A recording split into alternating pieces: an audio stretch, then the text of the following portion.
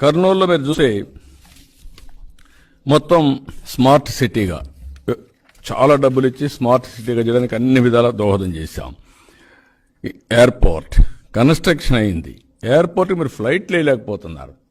మేము ఉంటే బట్టి ఫ్లైట్స్ కూడా వచ్చేసేటివి, అవి రాకుండా పోయినాయి.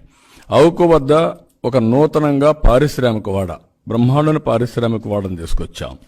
హైదరాబాద్ బెంగళూరు పారిశ్రామిక ఇండస్ట్రియల్ కారిడార్ కోసం ప్రయత్నం చేశాం.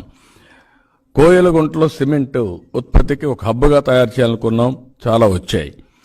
Indian institute of information technology IIIT అక్కడే వచ్చింది. న్యూక్లియర్ కాంప్లెక్స్కు ల్యాండ్ ఇచ్చాం. కర్నూలుకి సిమ్స్ తరహాగా సూపర్ స్పెషాలిటీ హాస్పిటల్ ఇచ్చాం. టూరిజం సర్క్యూట్ మొత్తం గుహలు అవన్నీ కూడా బాగా డెవలప్ చేశాం.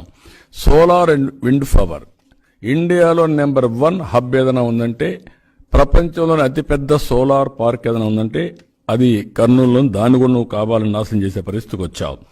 లైవ్ స్టాక్ రీసెర్చ్ ఒకటి, పాలిటెక్నిక్ సెంటర్ ఆ రోజు అనుకున్నాం, అవి ప్రాసెస్లో ఉన్నాయి. విత్తనోత్పత్తి కేంద్రం ప్రపంచానికే అయోవా ద్వారా ఒక విత్తన ప్రొడక్షన్ సెంటర్ పెట్టి ప్రపంచానికి దీన్ని సపోర్ట్ చేసే పరిస్థితి తీసుకొచ్చాం. వరల్డ్కే ఒక సెంటర్గా తయారు చేయాలని చెప్పిపోయాం. రైల్వే వ్యాగన్స్ మరమ్మతుల కర్మాగారం నెగ్లెక్ట్ చేస్తే దానికి డబ్బులు ఇచ్చేసాం. Mining school, food park, one of the best food park ఇచ్చాం.